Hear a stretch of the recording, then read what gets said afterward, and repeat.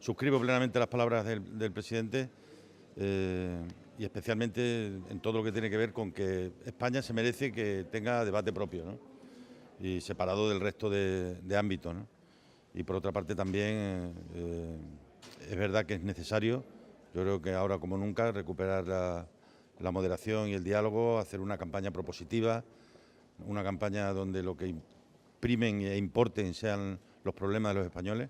Y luego, pues, verdad, hay veces en la vida, yo aquí tuve la oportunidad de vivirlo también, en que derrotas parlamentarias se convierten en victorias sociales.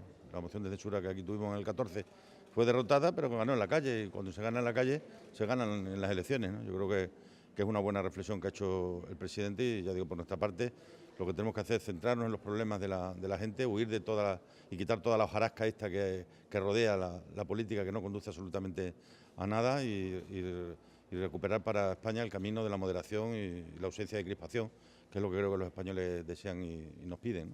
Intentemos de aquí a las elecciones no levantar barricadas para que el diálogo luego sea posible.